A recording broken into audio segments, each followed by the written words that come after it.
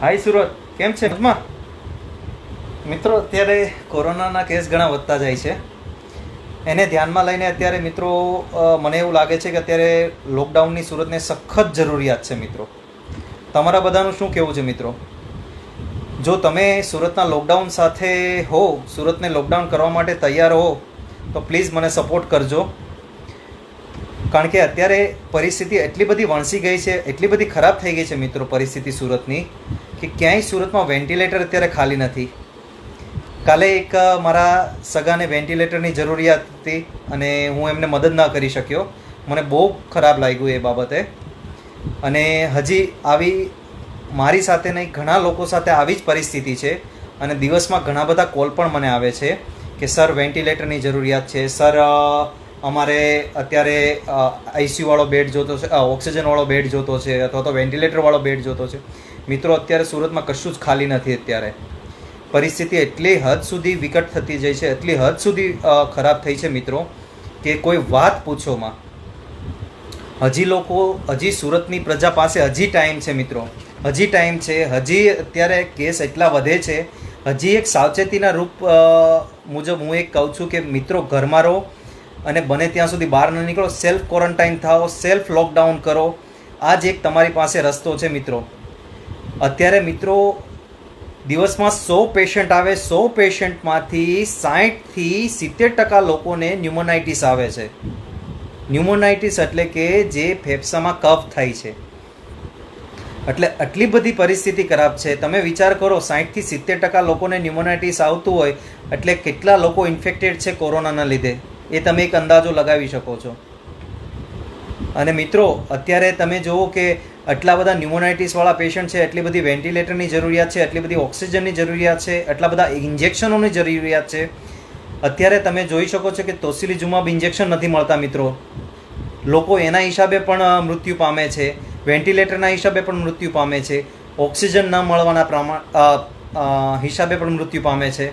એટલે આ બધી પરિસ્થિતિ બચવાનો એક જ ઉપાય છે મિત્રો, સેલ્ફ ક્વોરન્ટાઇન થાવ, સેલ્ફ લોકડાઉન કરો, ઘરમાં રહો, તમે અને તમારા પરિવારનું ધ્યાન રાખો મિત્રો. એ જ એક ઉપાય છે મિત્રો. એમાં બીજો કોઈ ઓપ્શન તમારી પાસે હવે બચ્યો નથી. ખાસ કરીને સુરતની પ્રજા માટે બીજો કોઈ ઓપ્શન નથી મિત્રો.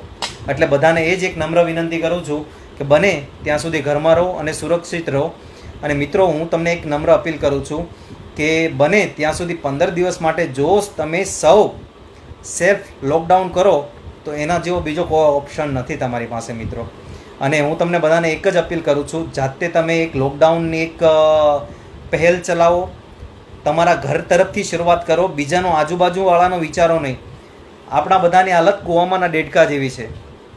કૂવામાંનો દેડકો જેમ ઉપર આવતો હોય ને બીજો પગ ખેંચીને નીચે લાવે ને, એની જેમ આપણા લોકો પણ બાજુવાળો બહાર જાય ને એટલે એને ખેંચીને બાજુ કે એ રેવા દે, હું પણ આવું છું તારી સાથે. એટલે આ વસ્તુ થાય છે કે બાજુવાળો જાય છે, હું કેમ ન જાઉં બહાર? એને કોરોના ન થાય તો મને કેમ થાય? મિત્રો, એવું નથી. કોઈને પણ કોરોના થઈ શકે છે. કોરોના થયા પછી ખબર પડશે. બેડ નહીં મળે, વેન્ટિલેટર નહીં મળે, ઇન્જેક્શન નહીં મળે, અને જે પરિવાર તડપશે ત્યારે તમને અનુભવ થશે કે શું પરિસ્થિતિ થઈ છે મિત્રો. એટલે બધાને એ જ નમ્ર અપીલ કરું છું મિત્રો, હંમેશા ઘરમાં રહો, સાવચેત રહો અને સેલ્ફ લોકડાઉન કરો. પોતાના ઘરથી શરૂઆત કરો, એ જ એક ઓપ્શન છે. પોતાના ઘરથી શરૂઆત કરશો તો બાજુવાળા સમજશે, બાજુવાળા સમજશે તો બીજા 5 લોકો સમજશે. અને બને ત્યાં સુધી હું તમને એટલી અપીલ કરું છું કે સોશિયલ મીડિયામાં તમે એટલી જાગૃતિ ફેલાવો કે બધા લોકો, આપણા સુરતવાસીઓ, સુરતીઓ, કાઠિયાવાડીઓ છે, એ બધા જ ઘરમાં ને ઘરમાં સેફ રહે, સિક્યોર રહે. એ જ બધાને એક નમ્ર અપીલ કરું છું. એટલે મિત્રો, પરિસ્થિતિ બહુ જ ખરાબ છે, વિકટ છે. જે તમને અત્યારે સુરતના જે કેસનો આંકડો બતાય છે એકદમ તદ્દન ખોટો આંકડો છે. અત્યારે મારી પાસે જે કેસ આવે છે, સિટી સ્કેનમાં જેટલા કેસ જાય છે, એક્સરેમાં જેટલા કેસ જાય છે, અગણિત છે મિત્રો. કાઉન્ટલેસ કેસ છે. 1000થી 1200 કેસ અપ્રોક્સિમેટ પર ડેના થતા હોય છે મિત્રો. અને કાઉન્ટમાં આવે છે કેટલા? 200-250 કેસ મિત્રો. એટલે મિત્રો, સરકાર ઉપર વધારે ભરોસો નહીં રાખો મિત્રો. પોતાના ઉપર ભરોસો રાખો, પોતાના પરિવારનું ધ્યાન રાખો, ક્વોરન્ટાઇન થઈ જાઓ, સેલ્ફ લોકડાઉન કરો. બસ એ જ ઓપ્શન છે મિત્રો. બધાને એ જ અપીલ છે. અને ખાસ પોતાની તબિયતનું ધ્યાન રાખજો મિત્રો. એટલી જ એક નમ્ર અપીલ કરું છું.